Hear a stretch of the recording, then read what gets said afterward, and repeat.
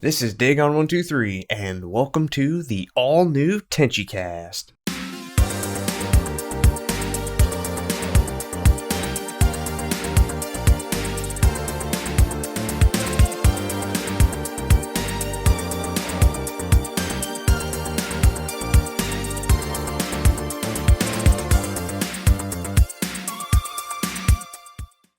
Hello everyone, and welcome to the next exciting episode of Tenchicast, presented by tenchiforum.com and tenchimuyowiki.com.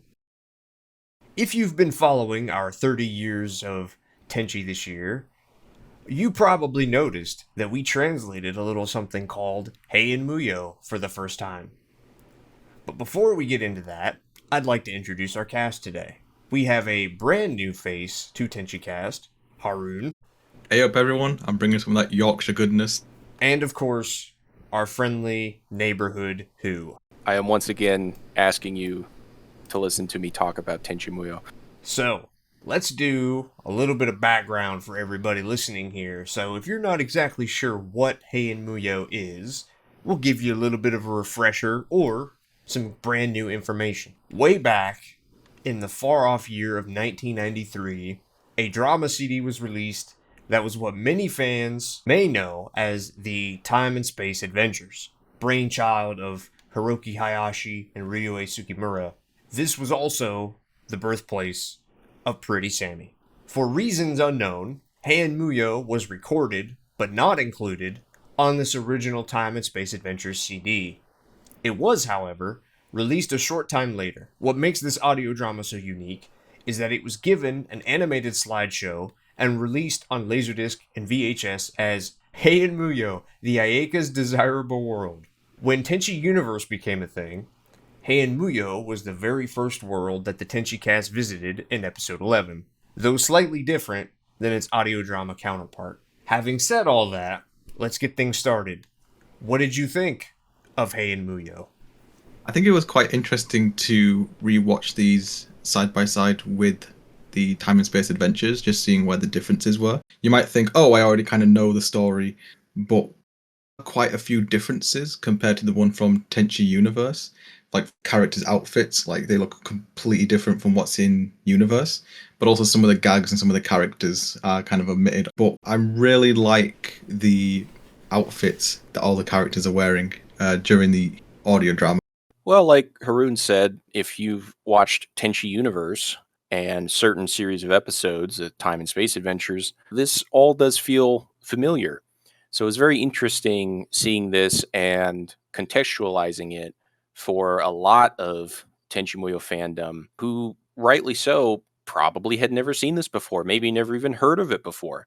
Or if they did, they just had no idea really what it was or where it fit. You know, it's really interesting. This takes us back to like 1993, before Tenchi Muyo as a franchise got so convoluted, and we had these multiple continuities, and we had little cults of personality develop over who was in charge, who was directing, who was writing, who was the kind of creative main thrust behind whatever iteration might be your favorite. So here we have, Hayashi, very involved, obviously co-creator, director of the first OVA. Another thing he really was an early advocate for, though, and was involved in were audio dramas. And he recognized that that was something that, listeners being able to hear the voices of these characters in these situations, it's kind of a throwback to before television and, radio dramas. Just ask Orson Welles. Once upon a time was a popular pastime for people. So, here you have, building off of that, of course, the audio dramas, and many may not know, as was said, that's where the Time and Space Adventures from Universe originally come from there. Pretty Sammy makes her appearance in an audio drama. And so, Heian Muyo kind of comes from that time, a primordial time almost in the Tenchi Muyo franchise before all these divisions. So it was really fun. The very limited animation, it's one of those things where like the audio dramas, the vocal performances of the characters really have to carry it far. And they did, even here with the language barrier for many of us. It was so entertaining. And you see this was before Universe. This was before we had Kione involved, and we don't even have Washu or Sasami in this little adventure. But it was fun, and I hope you caught all of the extensive translator notes at the end. Very nicely done, Dagon there, and getting some help with that as well, because for Japanese listeners and viewers, a lot of these things would be very intuitive, or they would recognize right away, like Ayeka and being Princess Kaguya, being this princess from the moon, this extraterrestrial princess. It's one of these things that's like, Hayashi, and probably also Ryoei Tsukimura, who helped him with El Hazard, who was also a writer for Tenchi Universe, who also helped with the Mahoshi special. Definitely knows Tenchi Muyo. I'm sure when they were coming up with this, they went, "Oh, this is just too perfect. We have to do this." Heian Muyo, like I said in the intro, it's an interesting artifact of Tenchi because of the fact that there really isn't anything like it. I mean, obviously there's the first part of episode 11 of the Time and Space Adventures, but it's basically a motion comic. And that's something that you really don't see anywhere else in Tenchi Muyo, just because Tenchi's had the luxury, I guess you'd say, of always being animated, always having an animated form. And yeah, if you've been around Tenchi fandom for any length of time and you've done some real deep diving, you've probably run into this little oddity and you kind of thought to yourself, like, where does this come from? This kind of reminds me of Time and Space Adventures episode 11 a little bit, but it's not, and it's audio only, really. But now you know where this little space oddity comes from. I think the thing that I really like about Tenchi Muyo, and you touched on it, was that Hayashi and Tsukimura were really smart about how they mixed in Japanese folklore with Tenchi in a way that is seamless, but also doesn't feel like the characters are like cosplaying these mythological or folkloric characters. Like it works in the most perfect way. Ryoko is an Oni. She's an Oni in Tenchi, quote unquote. I mean, she's really a space alien, but she's an Oni. That's how she is introduced. And then in Heian Muyo, she's literally portraying Ibaraki in this little drama. Ibaraki Doji is the mythological Oni that harassed this little area, and in particular is known for being a part of Rashomon and the Rashomon Gate, which they also have in there. And the one other thing that's just really interesting that fits so seamlessly with Ryoko is one of the tales of Ibaraki is defeated by having his hand cut off. And it's just like, you look at that and you look at the way that Tenchi beats Ryoko in the first episode, he cuts her hand off. And it's just like, sometimes you wonder, like, is that something that they put in deliberately? Were they pulling from Rashomon and the story of Ibaraki, or were they doing that? Did that just happen to be something that, as time went on and they got the ability to do audio drama stuff, they're like, well, what if Tenchi went back into the past? Oh, we got to do, Rashomon. That would be so great. That would fit perfectly. And then the same thing with Ayeka, as you mentioned. Ayeka is a princess who has all these suitors, and she's hoping for Tenchi's well-being. This doesn't show up in Tenchi Universe, but we'll get to that. But Ayeka is literally portraying Princess Kaguya. Princess Kaguya, as who had said also, she's a princess from the moon.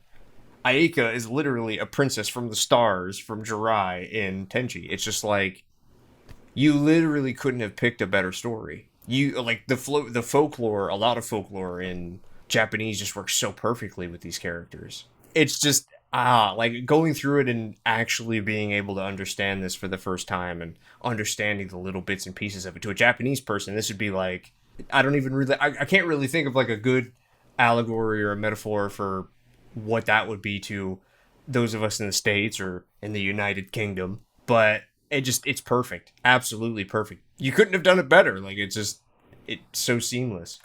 And then the other thing I think that Heian Muyo I really liked about it was its characterization. Like, all of the characters, they feel like themselves. They don't even portraying these characters from folklore. You never once second guess Ayeka acting the way she does, or Tenchi acting the way he does, or Mihoshi acting the way she does.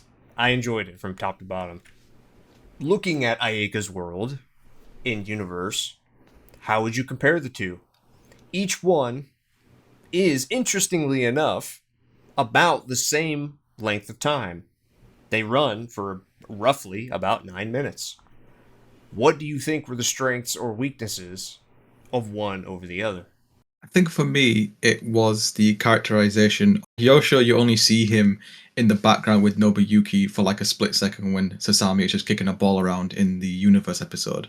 Whereas here, he kind of plays up sort of the stereotypical pervy old man.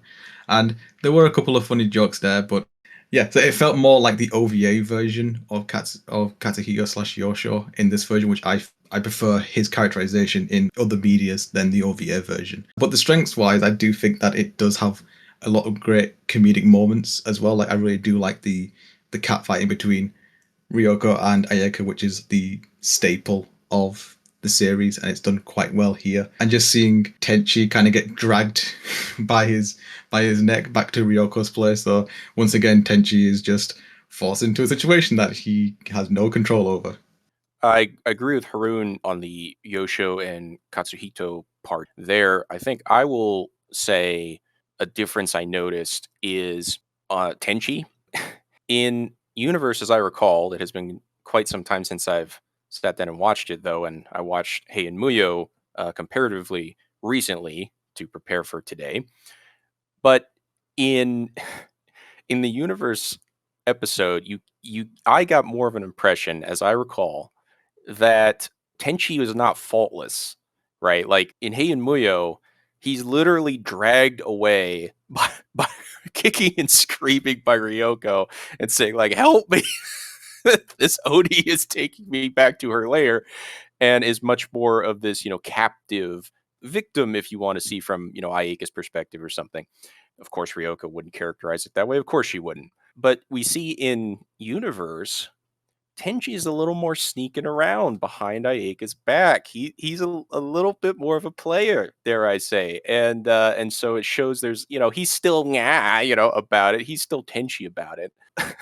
But that was probably that, and of course as we said, like the absence of Kione in Heian Muyo. It was nice to see her in Universe because why not? She's a police officer. She's Mahoshi's partner. Why not? But yeah, that was something that I definitely picked up on. And they're funny to me. Both of them are funny in their own way, since they were basically kind of, again, with Universe redoing this almost. It's nice that they mixed it up a little bit, did it a little bit differently here. It's like, what if instead of, oh, we're seeing where Tenchi is initially sent to find this demon and presumably slay the demon, and then is taken, captive or something. It's like, well, by this point, we're seeing they're rendezvousing with each other, they're meeting up with each other, and Tenchi's going, geez, and so I think that I appreciate that difference. Which one do I like more? That one's tough to say, but it was nice to see it more animated in the TV series versus Heian Muyo.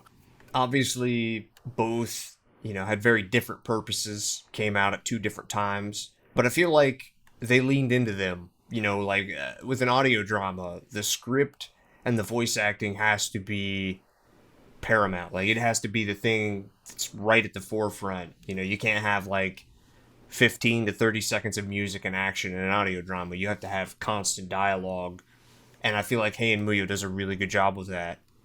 With Universe's episode 11 adaptation, it's all about the visuals.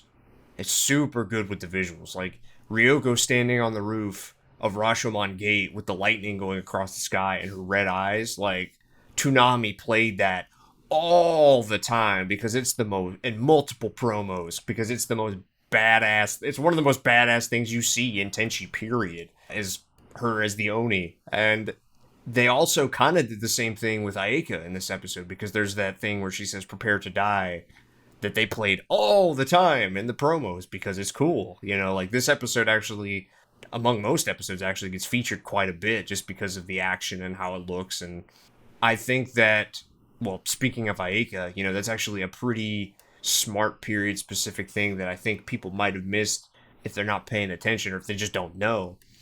The weapon that Ayeka is wielding is a naginata, which is a weapon that was used by the Onabugeisha. And the Onabugeisha were around during the Heian period of Japan.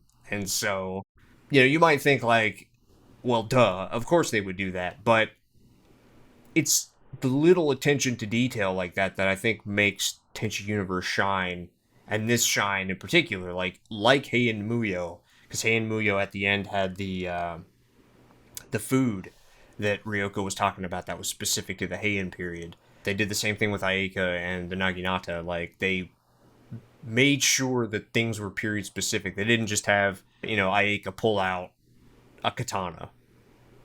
They made it unique and they made it period specific. And you might think like we would do that, but if you've watched certain movies in the last couple of years, like there have been things that people have called out that it's like, oh well, this is supposed to happen in the this is supposed to happen in like 1985 or whatever. And they have a song from 1993, stuff like that. But I feel like the very much shined. As far as which one's better, I don't know if I can really say which one is better over the other. I think that's kind of like I said, I think they do two very specific things. Universe is much more about showcasing the action, the frenetic energy. One thing I did notice that Who had mentioned as well was that in Heian Muyo, it's almost like they're putting on a play. It's not until the very end that Ayaka is like, all right, I can't take this world anymore. Like, she breaks the fourth wall in that way. Whereas in Universe, like, they kind of put on the show, like, oh, you have to go get the demon of Rashomon Gate. And everybody's like, oh no, I don't want to do that. And literally, as Tenchi gets up to the gate, he's like, hey, Ryoko, are you up there? Like, he was just kind of putting it on a little bit, but he recognizes what it is. Like, this isn't a real world. And he's just kind of going through the motions, I guess, because he has to, which is kind of a fun little thing for Tenchi. Ryoko, of course, is, recognizes him immediately, whereas in Heian Muyo, it's much more of a like, oh, hey, thanks for helping Ryooki. It's just I feel like that was kind of a fun little touch, too. It's a little bit more tongue-in-cheek, whereas opposed to Heian Muyo plays it a little bit more straight until the very end. Who mentioned earlier with the Japanese folklore references. It's really great that the Tenchi form have all these translation notes at the end to kind of really help contextualize a lot of stuff and enjoy it. I think with Heian Muyo, there's I think 2 or 3 references or jokes that can kind of go over your head without the context. I think such as like Ryoko offering a snack you eat with a drink, and it's like I would not have known that without those translation notes, and that's been a really real help to kind of understand Heian Muyo a little bit more. And it's just great to see Tenchi Muyo referencing these older legends as well, because the Demon of Rashomon is based off a real world legend, and Tenchi has always kind of done that. You look at like say I Tenchi Muyo, and that's has a lot of hints and references to the legend of Momotaru. And it's very subtle. If you know the legend, then you can pick it out. And I think it's the same here as well. This fun little short video, Heian Muyo, which of course references the Heian period, and some listeners might know out there. I just wanted to throw out there. It's like, well, the title, which you're probably familiar with now, Tenchi Muyo, can be read a couple different ways, and so there's a play on words there. It's no need for Tenchi, this boy, the main character, but there's also the heaven and earth connotations and so forth. And here I thought kind of funny and quite appropriate for Tenchi Muyo. And what happens in Heian Muyo is, if you think about it, it's like, well, Heian actually translates to like peace, and it has to do with the period looking back on that time. That's how that period, the Heian period, is characterized. One of the many ways it's characterized by historians looking back. And so, in a way, I'm wondering, Heian Muyo, could you read that as no need for peace? I think so. I think that's certainly thematic of this short. But talking about Dagon, you had said you wonder how much of these things were they thinking of making the original OVA of Tenchi. And it's an interesting thought exercise, and maybe not everything, but I think certainly some things. And just kind of on that note, as we're looking back on how diversified Tenchi Muyo became after this in the years since, the Rashomon Gate has such a history to it and so many stories in Japanese culture. And of course, one of the more modern iterations of that was Akira Kurosawa's film Rashomon. And for more on that, you can even look up like the Rashomon effect, if you will. And so, minor spoilers here, but just the premise of that film, it has to do with points of view. It has to do with memory and it has to do with subjectivity. And all throughout the film Rashomon, you're hearing accounts of something that happened from different perspectives and different actors who have different agendas and different reasons to say something happened one way or another and to put a slight twist on things. They can all agree on the very basic, the most basic premise of what happened. But from there, you're hearing from a criminal, you're hearing from even supposedly someone from beyond the grave, what really happened here. And the artistry of that is that as the audience, we really don't know. And it's kind of left to us to choose who do we believe. And I think it's perhaps ironic. I don't know if that's the right the right word here for how Tenchi Muyo actually ended up happening. And you can look at it from Hayashi's perspective. You can look at it from Kajushima's perspective. You can look at it from Hasagawa's perspective. You can look at it from Nagishi's perspective. All of these perspectives, and you will get slightly different interpretations of what that is. They all agree on the basics. They all agree on there's a boy in Okayama named Tenchi. There's this space pirate Ryoko. There's Aika. You can agree on that. But after that, it's who you going to believe? Which version are you going to go with? And I was just thinking of that here as we talked about Rashomon. And I'm sure that was probably not intended way back in 1993 when this was being recorded and released. But here we are, almost 30 years later, and that has definitely become the case. And perhaps it will help Heian Muyo to, remain relevant to Tenchi Muyo fans, and it will be a part of that rich legacy. I had not even thought about but no, that's another good observation there. Harun is the kind of the continued, or I guess callback to another legend, and of course Ryoko is the Oni in that as well. But yeah, no, that's actually a good point. Is like going back through it again for the podcast, just yeah, having looked over it, whenever I finish a project, I'll stop looking at it for a while because you look at it so much, you're like, okay, I need to take a break from it. But there really is like a something that Universe did not do as much. Is like Universe pretty much name drops Rashomon, and then after that, it's pretty par the course of just like Japanese culture. It's kind of funny when I think of Tenchi Muyo, and then the characters doing something from ancient Japanese folklore. It never occurred to me that they were doing something that was a part of their folklore. Like Tenchi was this thing that because of the space pirates and the this and the that and the other, like them doing something ancient Japanese just seemed like a scenario. Like, oh, of course they would do that, but not. I never thought of it as like Japanese characters doing something that was Japanese. It was that just kind of speaks to the worldliness, I guess, or the ability for the Tenchi characters to kind of just do anything. But definitely in Heian Muyo, they really lean into Japanese folklore, like saying, like when Yosho was saying that Tenchi's on the other side of the Sanzu River. Like, nobody would get that unless you understood that basically he's saying he's dead. He's already dead. He's on the other side of the river. He's going down the river Styx. He's dead. And or, just all of the stuff that has to do with Kaguya. Like, they could have name dropped something like that, just a little bit in universe, but they didn't. And I feel like an interesting kind of way it also gives Ryoko a speciality in that in the universe episode in particular, which is funny because it's supposed to be Ayeka's most desirable world, and Ryoko ends up being the focal point in it, as she does in most people's worlds, which is interesting.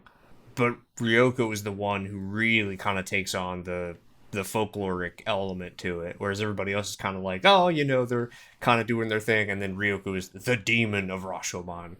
Being able to see Heian Muyo is great. I really do want to say thanks to the people at Tenchi Form for actually subbing it, because if you're like a if you can understand Japanese, read Japanese, or if you're a Japanese fan, like you've had access to this material for decades now. So seeing it for the first time is almost like experiencing something new with Tenchi Muyo. Like there's so much Japanese specific material out. Play the novels that we never get a chance to experience here in the West. So being able to kind of get a little bit of a glimpse as to, oh, here are these extra things that came out over in Japan is something really even more special. The fact that it's coming out for the 30th anniversary as well. Thank you, gentlemen, for joining me today. If you liked what you heard, a little bit shorter Tenchicast, but then again, Heian Muyo is short, sweet, and to the point, but that doesn't make it any less good. If you like what you heard today, please subscribe to us on YouTube, follow us on all social media, Twitter, Tumblr, Facebook, Instagram, wherever you get your Tenchi fix, and of course, Spotify, Stitcher, anywhere that you get your podcasting fix, we are there. Until next time, stay gold.